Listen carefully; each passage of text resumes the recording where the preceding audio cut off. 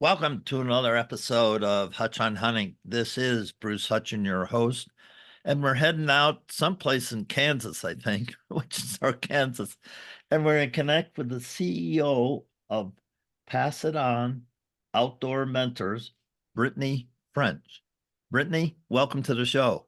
Yeah, thanks for having me, Bruce. Thanks for having me on. Well, we had a great warm up post show that we made sure everything worked, and you're just an amazing lady.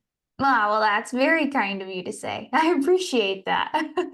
Well, I got your bio, then I did some background, prepping for the show. And then I realized this lady has served others for a long time. So why Mhm. don't we start right there? Because in the warm up, you did share about how you started mentoring people when you were going to college. Yeah, that it's a big part of my life. It's definitely a staple in who I am.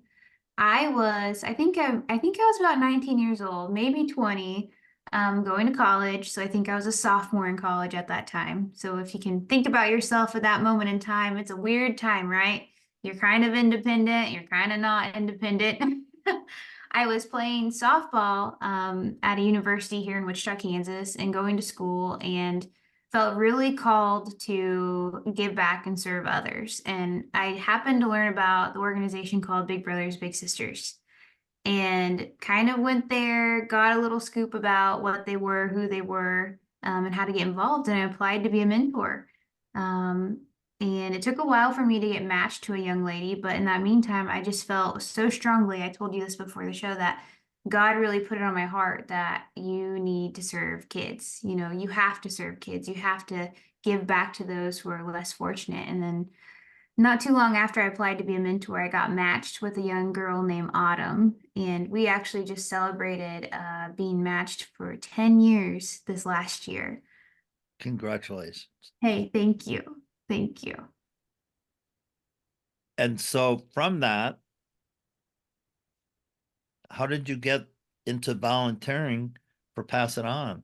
Yeah. So this is where you kind of have to really listen and follow your heart and listen to what God's telling you, right? So I became a mentor at Big Brothers Big Sisters, but then I also started interning there professionally. And this was in 2015 now. And so Mike Christensen, our program founder, bopped into my cubicle one day and said, "Hey, Brittany, I heard you like to hunt and fish." And I said, "Well, yes, I do." Why? He goes, "Well, I run an organization called Pass It On Outdoor Mentors, and we take inner city kids through Big Brothers Big Sisters out hunting and fishing. And I need some young women like yourself to help mentor the young ladies in our program." And so right away I said, "Yep, I'll do that. Why not?" And so that April of 2015, I went on my first turkey hunt with some young ladies in the program, and it was just incredibly life-changing. I always call this my holy cow story, and I'll share it with you quickly, Bruce, because I think it's so important and really paints a picture to the importance of our organization. We're driving through the Flint Hills of Kansas, which are beautiful scenic hills, mostly ranches. So lots of cattle. There are antelope in the Flint Hills. You might see some prairie chickens, some pheasants, typical wildlife in the prairies, right? And we're driving through, and I've got two inner city kids with me and another mentor. And this one little boy in the back seat is freaking out about what's in the field. He goes, Brittany, what's in the field? What is that? What is that?" And I'm looking at this, and it's a cow. And I was like, "Gosh, buddy, I think that's just a couple of cows out there." "No, no, what is that?" So we pull over to check things out, thinking maybe he saw something kind of interesting. And sure enough, it was a black Angus beef cow. And in the moment when I told him that, I said, "That's the kind of cow that's going to go to be processed and then made into ground hamburger and steaks, and then you're going to buy it from the store." And I could see the embarrassment kind of flush down his face because in that moment he realized I didn't realize that there were cows different than black and white dairy cows. He had no exposure to the outside makings of what livestock are, like what livestock are out there. It's not just dairy cows, there are beef cows, there's gosh knows what. And in my head, I'm thinking, holy moly, or holy cow, as I say. This kiddo probably doesn't like he doesn't know that this is a beef cow, which is going to be later consumed by, us. But he probably doesn't have the means. His family probably doesn't have the means to go buy that kind of meat and that protein off the shelves at the grocery store to use anyway. And so from that moment, I just realized like this is definitely something I'm very passionate about and I absolutely love. And thankfully have been able to be involved with the mission and mentoring kids outdoors since then. So did you have to get different jobs before you became CEO, or how all that worked? Yeah, I definitely worked boots on the ground for a long time as a volunteer, and then I was a coordinator, a director, and then slowly worked my way up into this position since 2019 was when I was employed. So 2019. Mhm. So passing on outdoor mentors has been around since 2002. 2002, 2002. 2002. So why did they get started? Yeah, so it was very similar to, my turkey hunting story for the first time with the organization. Big Brothers Big Sisters was struggling to find good ways to serve their matches. And collectively, there's a lot of people involved in this, but Kansas introduced their first youth upland season in 1999, the week before regular season. So they trial and aired what it was like to get kids out hunting during that season. And these kids had a great time, a really good experience for the mentors of the group. And they thought, how could we make this work better? So in 2002, they officially got started with our organization with funding from Rocky Mountain Elk Foundation and the National Shooting Sports Foundation. Excellent.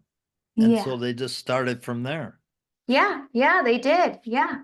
They one thing to note about Big Brothers Big Sisters is, and you and I kind of talked about this before, it's hard to find um mentors in men, right? So men are not typically the ones to go to Big Brothers Big Sisters and sign up to be a mentor. It's mostly women.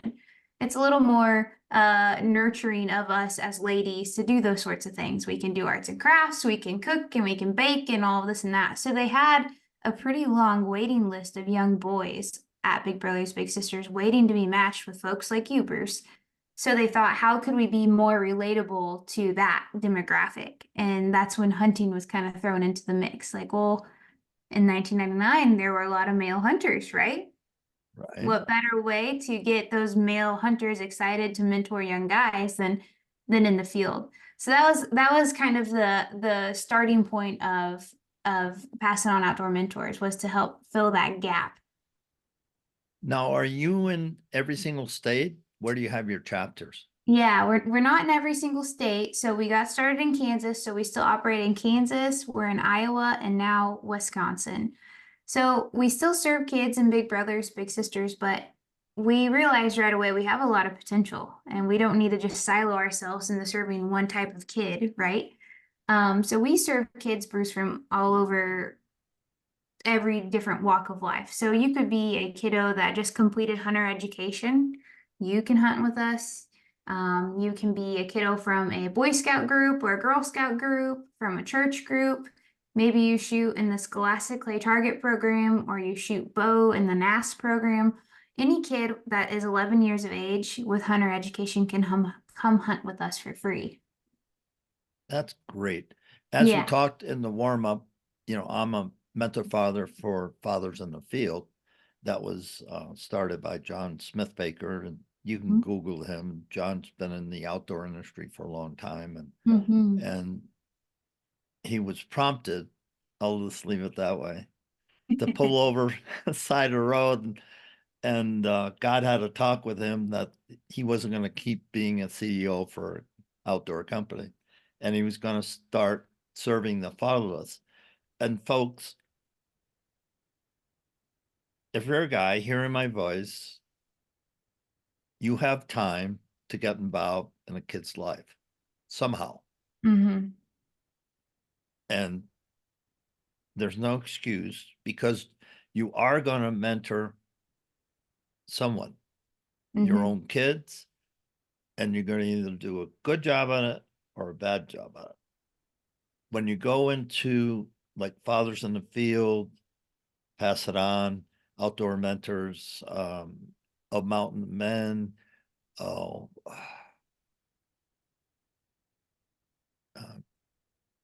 Jim McCartney, James McCartney program, Giving Back Outdoors. Because one thing I've done, as soon as I became a member and became a mentor father, I took my podcast and I'm interviewing people that are serving the fatherless. Mm. That's what I'm doing the podcast, because I want men to give up about 4 hours a month. It doesn't take any more than that. Yeah. And to spend time with a young boy and make a difference in his life. Yeah. It's that simple. And if you hear my voice, give yourself a check and just say, I could do that. So back to you, Brittany. I love that. That's a good That's call. that's my advertisement. That's a good The, call to action, Bruce. I like that. well, we need to do it. You've been doing it naturally since you were 19 years old. Mhm. I've been fortunate enough to have been doing it most of my life. Mhm. My latest, Cody, he just got married last summer. I've been with him since high school. Mm. 28 years old now. So I got a 10-year veteran. Amazing. That's amazing. Just like you do. I But love that. I tell we people can do that it. all the time. When you take a moment and give selfless service to somebody else, show up, listen, advocate, be compassionate toward them, right? You're the one that's going to really reap the benefits of that in return too. That's not just a one-way street. You're serving somebody else, and yes, you are helping them, but it makes you a better person at the end of the day. And it challenges you and encourages you yourself to be better the next day when you start doing that every day for somebody else. And exposes, I'll just add this, it exposes who you are, exposes your strengths and your Yeah. weaknesses, and makes you a better person. Mm-hmm. It can't fail. Because Brittany French has a PhD or she was studying psychology. I was going to give you a PhD, but Hey, I'll take the honorary PhD. Just don't make me take a test for it. but folks, you're hearing two people who give a rip about other people. Mm-hmm. And in our culture today, on our planet today, there's not enough of us. Yeah. There just isn't. And you can make a difference. And I hear people all the time, well, I can't make a difference, so I don't care. Well, just go, forget about yourself, go make a difference in a kid's life. Mm-hmm. It's that simple. Mm-hmm.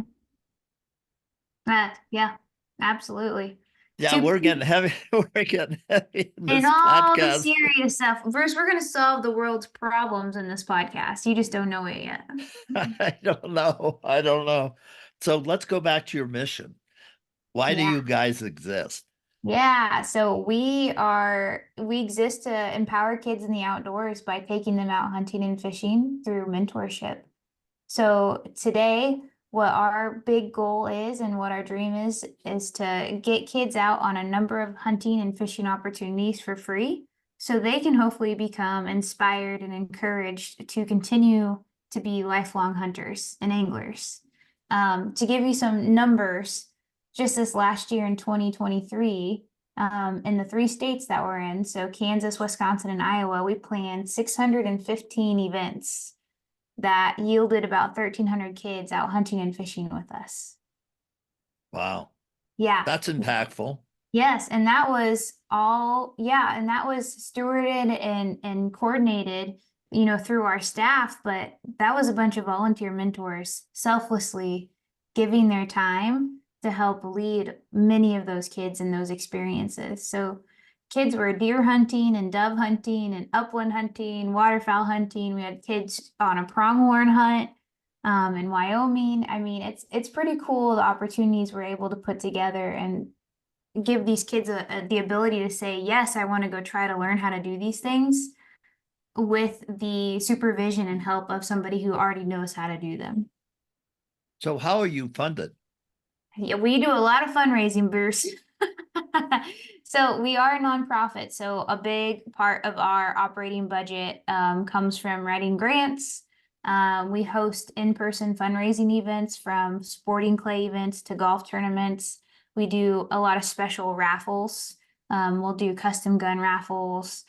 We have a gun a week raffle. And then we also go after corporate sponsorships. So some of our sponsors are like Walton's Inc., Savage Arms, Remington, to name a few. That's great. So Yeah. how do you manage to do all these things? You're the boss. So when does your day start and when it stop? Well, we currently have a newborn in the house, so Oh, it it starts doesn't. it starts about 5 a.m. and ends when she wants it to end. In all seriousness, we do have a little baby girl, Finley, in our home, and we just had her the day after Christmas. So life has been ever changing since that day. But it is busy. They're busy, full, very impactful days. I feel lucky to be able to do this for my job. You know, it's cliche to say though, Bruce, you hear it when you do something you love, you don't work a day in your life. I do think that's pretty true. Even when the days are hard and the work is hard, it's still a tremendous blessing to be able to do this. Now, do you work from home? I do, yeah, believe it or not, we used to have a home or office before COVID hit, and then things kind of got shook up. The world got shook up. We lost our working space. So my whole team works from home. Great. Yes. That's a good use of time.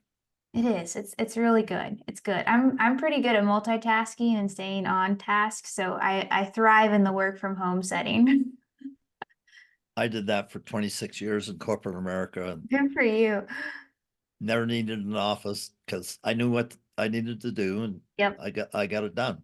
Yep. It's that Yep. simple. Some people Mm-hmm. can't do that, but because of Mm-hmm. COVID, they learned that they have to do that. Mm-hmm. Mm-hmm. You know, that's for sure. So when you look at pass it on, outdoor mentors, what's your biggest need right now? Yeah, so I always talk about like three buckets. One of them is our volunteer mentor base. As you can imagine, we're competing for everyone's time, right? When we talk to our volunteer mentors, because they have their own families, they have their own jobs. We're all very busy. I always, what we just talked about earlier, you know, always encourage folks to just get involved in the slightest way and have our program walk you through what it's like to take a kiddo in the field to hunt and fish and be inspired by that. And I guarantee you'll come back. So we're always looking for volunteer mentors. We do ask all of our volunteer mentors go through a background check. And what's great about our program is we're very relational. So once you sign up to be a mentor with us, one of our program coordinators reaches out to you right away and just gets to know you better. What is your passion? Why do you like to do it? How do you want to get involved? That good stuff. So that's one of our main needs there. The other one is funding, of course. So if anyone feels called to give, you know, we certainly have options, and I'll love to share a link with them later down the road. But then lastly, I think a big part of our need, and Bruce, you can relate to this with what you do, is access. That's hard to come by sometimes. So we're always looking for land access, whether we can do some doe management on a ranch somewhere, or if somebody has a piece of property where we can get kids out to pheasant hunting for the first time. We are very excited to connect with new folks who have access to share.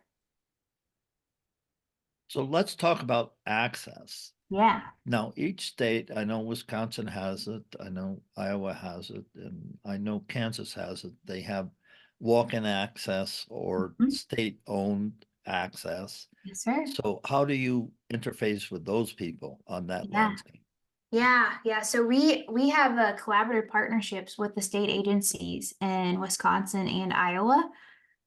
So and here in Kansas, we have great WEHA access as well. Walk-in hunting areas for those who don't know that. And we do try to get out on public lands as much as we can. We're doing more so each and every year than we have in the past. I think the hard part about WEHA, Bruce, is you don't quite always know what to expect. And when you're taking kids out for the first time, that may not always be the best first opportunity for them. So we try to use WEHA and public lands for our more experienced hunters. So the ones we've been mentoring for a while in our program, we'll organize some events out on public lands for those kiddos. So that Um, sounds like a need mhm. for a game farm or a Yes, pheasant farm or yes. whoever word you want to put title on that, to go to them and say, hey, we got 10 kids. Can we get 20 birds and put these kids out there for 4 hours? And how can we make that happen? Yep, you just read my mind. That's what I was about to talk about this next go around here was we do work with a lot of game preserves. That's a great way to introduce kids to upland hunting. It allows our mentors to even run their dogs and show these kids how dogs work so strategically and how to hunt with dogs. So preserve hunts all around Kansas, Iowa, and Wisconsin, we absolutely lean on them pretty tremendously. The other great thing, is in Kansas, I'll just speak specifically about Kansas because it's easy for me to do that being native here. For some ranchers, they have a doe problem. So they have so many deer, they now have a depredation problem to where they have to manage the population. So we network with a lot of those landowners and we're able to get multiple kids out, sometimes by the dozen, if not more, on one weekend to harvest does and help them out, but also teach these kids about one, deer hunting, but now two, why do we have to manage this population? Why is hunting conservation? It's kind of a full circle moment for some of these kids. So we do find land access really creatively through that. And we get some really unique opportunities. We hunt with the Kansas Forest Service. We've hunted the Boy Scouts ranches before. Matador Cattle Company is Koch Industries Cattle Company. We've hunted their ranches before. So we do get some really unique access points because of our mission. And when we get off this, I'm going to name names, but Yeah. I do have some connections in Wisconsin, since that's where I went to Okay. college, and married a Green Bay girl and been hunting the same farm. This will be my 58th year. Wow. Oh, I love that. We just got started there in Wisconsin this past fall. So we're on a steep learning curve of all things Wisconsin. So when we get offline, we'll talk about that. I love that. I love that. We can do that. So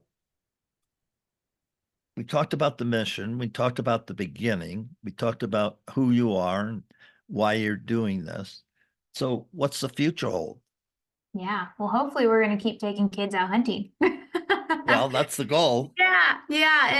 In all seriousness, that is, a huge goal of ours is to continue to expand our mission. Wherever there is a vibrant population of kids, right, which is pretty much everywhere, we would love the ability and opportunity to steward these outdoor opportunities to them. And I think that if we can continue to grow the way we are, I have no doubt that we'll keep growing each year into a new state. We've currently got a few other states on the table that are interested in us coming on board with them. And so I'm hopeful with the right fundraising avenues produced and opportunities, we'll be able to do that. You should be able to, because in my, like I said, in the last month, I've done 4 or 5 different podcasts, Mhm. Fathers in the Field, Of Mountains and Men, uh, Giving Back Outdoors, and now, with you, Pass It On.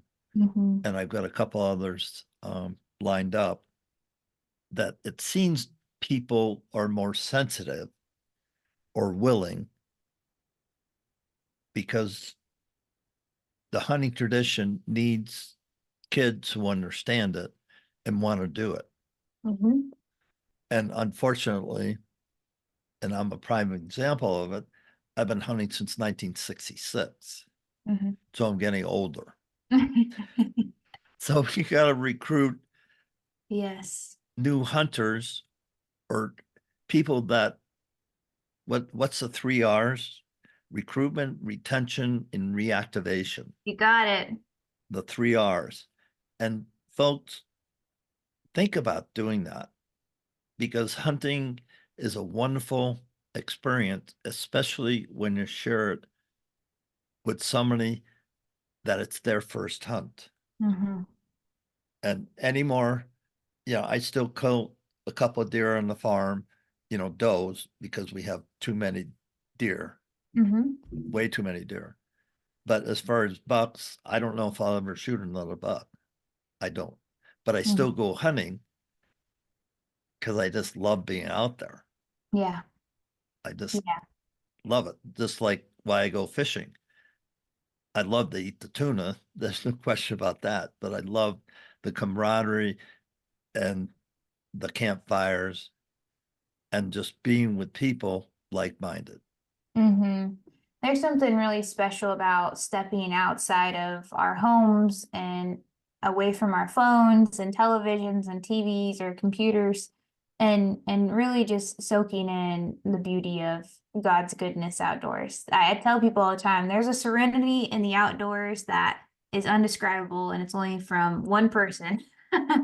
And we can only thank that one person for that. And it's so special. And when you think about taking a kid out into that, it's compiling the importance of it. I could tell you so many stories about kids just being truly transformed because of the outdoors. And you're right, there's a huge need for it because now we live in a world where technology is, in our pockets every day.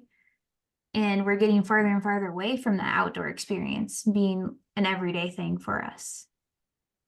Yeah, and you came from a ranching or farming Mm-hmm. family, so Mm-hmm. that was part of your family. Yeah. I mean, Yeah. and my parents did, my father didn't hunt, but my neighbor did. So he taught me how to trap, taught me how to hunt and fish. Mm-hmm. So I would bring a rabbit home. My mother would go, "What am I going to do with that?" And I'd skin it and I'd cook it and we'd eat it. And Perfect. and I'd bring a string of brook trout home. I'd cook them and do it. Yeah. And and just, that was natural for me, Yeah. and that's just part of my DNA. That's who I am ever since I Mm-hmm. was 10 years old and shot my first rough grouse. I mean, Mm. that's who I was. And I had people around me that fostered that mentored me. We didn't call it mentoring, Mm-hmm. but Otto Knight, he was my first mentor. And he knew things weren't the best. And so he just took me trout fishing, taught me how to drive a pickup truck, and Amazing. and did all the things that we're talking about here. But Mm-hmm. he wasn't a mentor, just a guy just helping a kid. He didn't have any sons. He had 2 daughters, and that was it. Yeah. Yeah. What I love about being able to take kids out the way we do, Bruce, is even if we get a chance to inspire a kiddo on one event, right? And then they never go hunting again, or maybe they grow up to be that opening day hunter, or they become that kiddo who hunts 60 plus days of the year.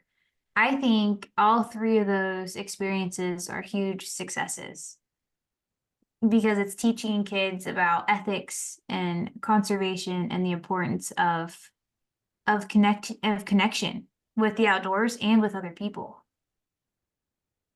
And because I'm a disabled vet, I belong to Project Healing Waters. And one of the directors or one of the main ladies, when I first joined there, I was asking her questions. He says, "Bruce, sometimes we don't even fly fish. We just sit on a rock and talk." Yeah. That's powerful Yeah. because so many of these kids have had nobody that would sit on a rock, a log, a stump, Mm-hmm. and just listen to them. Yeah. Yeah. That's First, powerful. thank you for your service. You're welcome. Yeah. I was an air sea rescue, United States Coast Guard. Amazing. I've got an interesting life. You Brittany. do. You do. I think we could probably record for a few hours with your For a mission. few hours. My stories don't stop. But having said that, this is about you and passing on, outdoor mentors. So again, how do people get in touch with you or the program?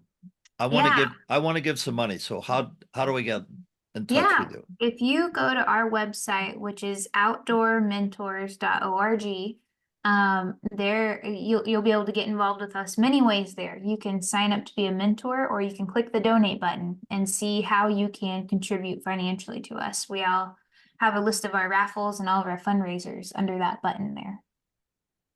All right. That's it. Yeah, it's as easy as that. And if they want to, they can contact me. Okay. Do you have a YouTube channel? Do you have We, Instagram, yeah, we LinkedIn? do. We have Facebook, Instagram, LinkedIn, and YouTube. And you can find us at Outdoor Mentors on pretty much all of those channels. All right. So what's your number one challenge right now? Yeah, I would say our number one challenge is financially continuing our mission and raising dollars every year. So we are always looking for folks to contribute to our organization, whether it's $1 or through product donation, you name it. That is how we can kind of keep getting kids out and into the field. So I didn't really explain the structure of our program all that well, Bruce, but we have program coordinators in each state. And in Kansas, we have 2 of them that are responsible for organizing and coordinating all of these events for kids. And I think that's one thing that probably sets us aside from a lot of other mentoring programs is that we have a specific person allocated to do just that. So they're doing all of the heavy lifting and finding the kids, making sure they're signed up, have the right equipment and gear, have all the details of the event. They're also finding our volunteer mentors, getting them through a background check, making sure they have all the details for the event, and then facilitating that hunt or that fishing trip on a piece of land or water access.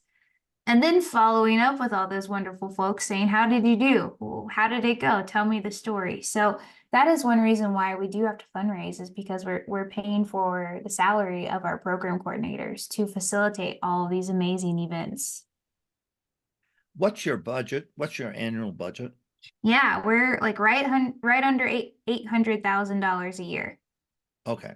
So you need to make it work better to expand, you need We at do. least $1 million budget.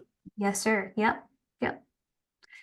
Yep, Uh, if you look at us expanding into a new state with insurance and the details of technology and our CRM system, all of that good stuff, right? It's about $150,000 for us to start in a new state with one staff member on the ground. So 100 grand a month.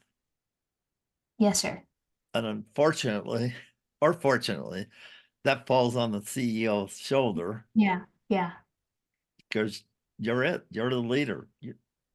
Yeah, we've got a great team that helps with fundraising too, Bruce, but also our board of directors are some great folks who really help us spearhead opportunities for fundraising too.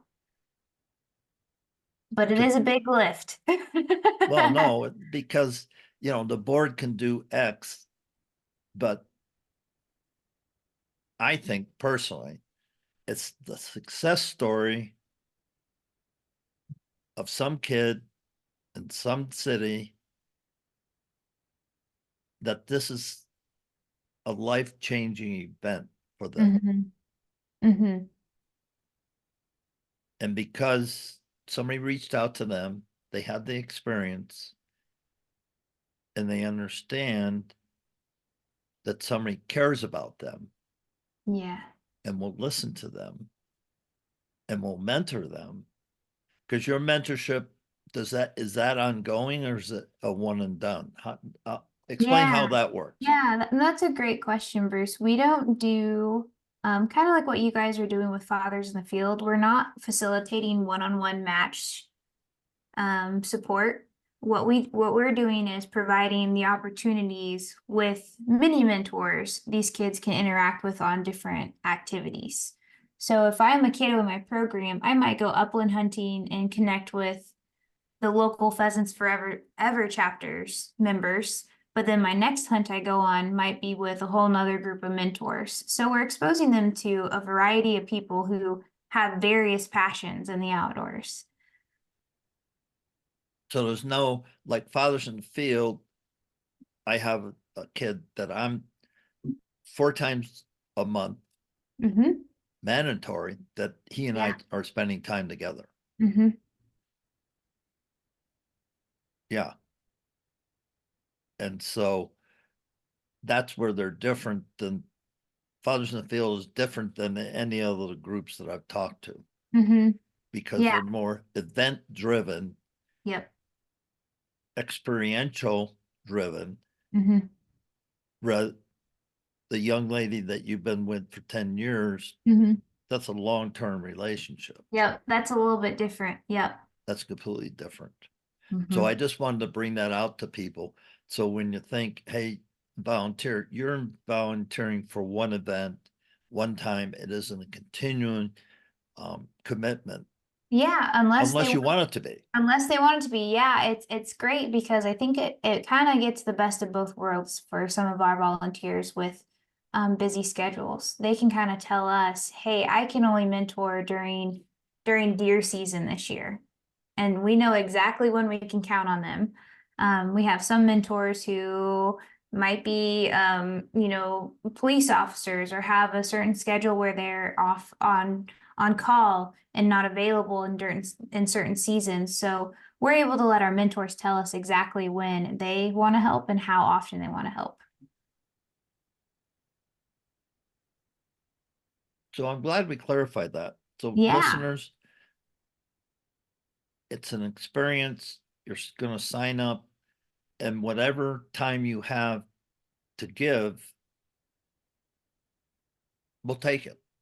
exactly. Yeah. Yeah, I'm a big fan of meeting our volunteers where they are.